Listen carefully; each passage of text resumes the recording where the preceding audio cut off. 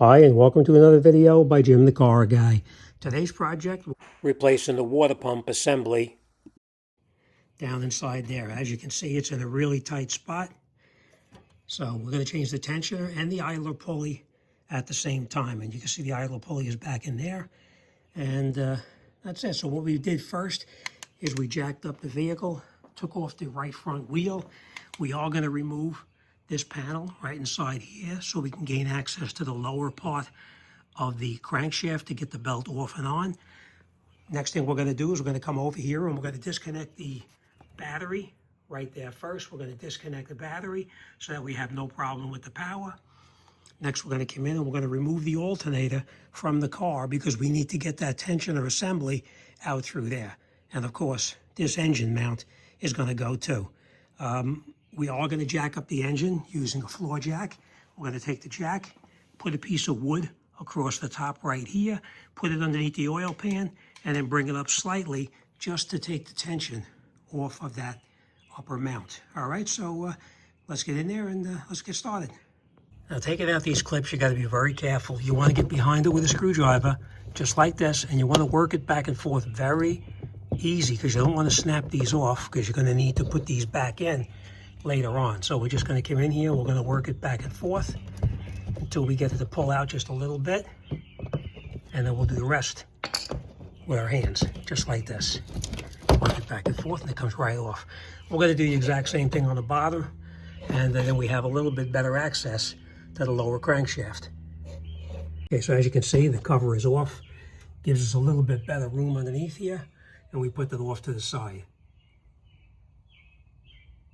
Next, we come underneath the bottom of the oil pan itself with a big piece of wood and a floor jack, and then we just lift up a little bit just to take the tension off of the top engine mount. You don't need to jack it up far, just to hold the engine up just a little bit.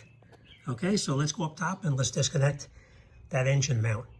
Okay, next thing we're going to do is we're going to disconnect the engine mount itself. We're going to disconnect this bolt, this bolt, this bolt, and of course that little 10 millimeter there. This one, I believe, is a 19 millimeter, and this is a 19 millimeter, but I believe this one is an 18 millimeter. So we're going to take all of these out, and then we're going to pull this mount out of the way so we have better access to that drive belt. Okay, 19 millimeter out, other 19 millimeter. These were very tight, I might add. All right, that's out. Now the next one over here, this actually is a 17 millimeter, just so you know. And we loosened that up as well.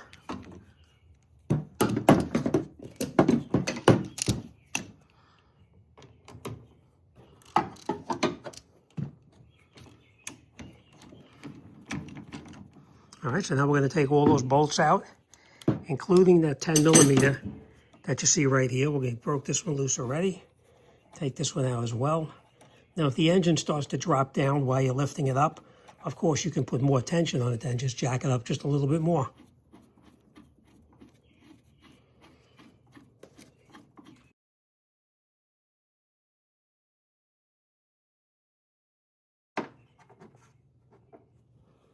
Take out this one, and take out this one. And now we're going to put this over this way, and our mount is ready to come off, and it opens it up a little bit nicer in there so you can get in there. All right, let's continue. Before we go any further over here with the drive belt tensioner and alternator, we're going to come over here and we're going to disconnect our negative terminal from the vehicle itself. So we just loosen up that screw and then take this and pull it off. When you have this off, make sure you just don't leave it here because it may just slide over and touch into it again and energize the whole system. So make sure you put it off to the side, away, so that nothing is going to cause it to fall back and accidentally touch that. Okay, I know it's a little difficult to see, but let me explain to you what I'm going to do. This is the water pump right here. Before we take off that drive belt right there, we're going to break loose all of these bolts on the water pump. Now, these bolts here are 12 millimeters, just so you know. So we're going to break these loose before we take off the drive belt because it'll be just a little bit easier. All right, so let's give it a try and see how it works. As you can see, the whole thing is turning. not going to work so good.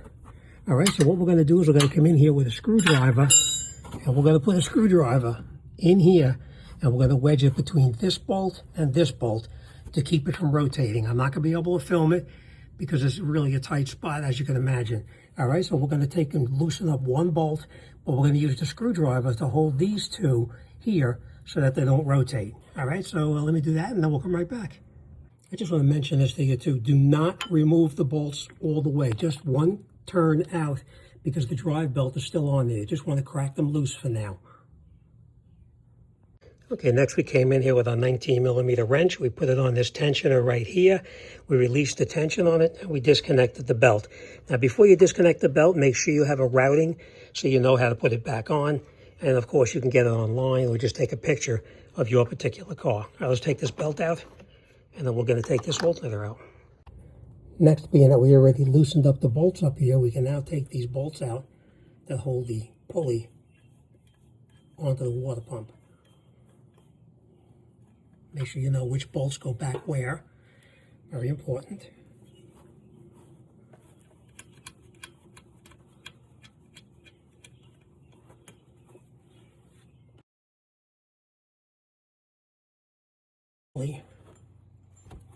Will come off. It may not come out, but it will move out of the way so we can gain access up top. All right, so let's go back up top. Okay, next we're going to come down on the alternator. We're going to pull off this wiring harness right here. And the way you do that is you just push this back a little bit and it pops right out. This piece right here, push it back and it pops out. This one here, the same thing. You squeeze it and you pull it and it pulls right off. You're just squeezing this tab in right here. This one here was the exact same thing. Push it in, squeeze the tab, take it off. This one is a 10mm. So we're going to loosen up that 10mm bolt there. And we're going to disconnect this bolt right here because the air conditioning line connects up to it as well. Okay, next we took out the 12mm bolt here and the 12mm bolt down below, loosened up the alternator, and now we're ready to take out the alternator from the car. Don't just yank it.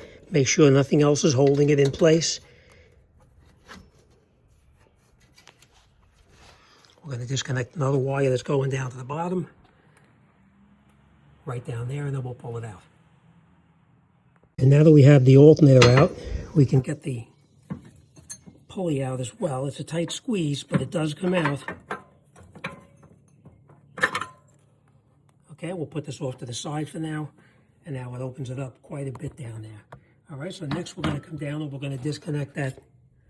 Where is it?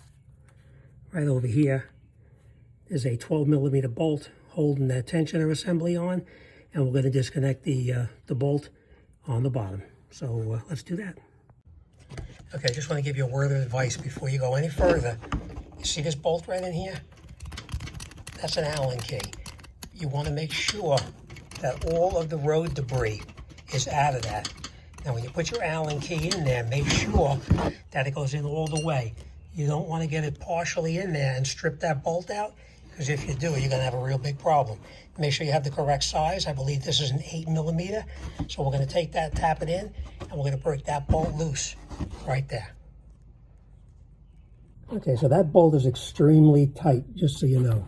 As you can see, it's very close to the frame itself, so you may have trouble getting it in there, getting that Allen key in there. If you do have a problem, you're going to need to get a shorter Allen key. Just as I said before, make sure you do not strip it out. If you strip it, you're going to have a real big problem. So we just broke it loose, and now we'll take it out.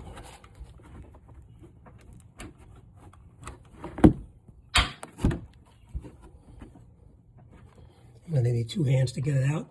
But once I get it out, we're going to unscrew that bolt and pull it totally out. Okay, next we're going to come in here and we're going to take the tensioner itself and we're going to break loose the hydraulic portion of it. Again, that's 12mm. I don't have to remind you, when you're pushing on a ratchet, never push with a closed fist because you'll definitely destroy your knuckles. As you can see, I've had quite a few knuckle injuries over the years myself, so be careful. Always push with an open fist, and that way you avoid destroying your knuckles. All right, we'll take that last bolt out.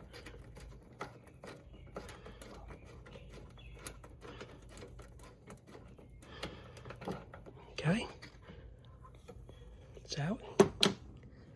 Now our tensioner assembly should come out. Let's try to maneuver it and get it out of there.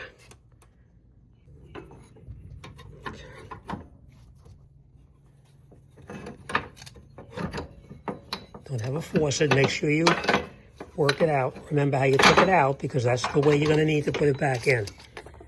All right, so there we go. There's our tensioner assembly.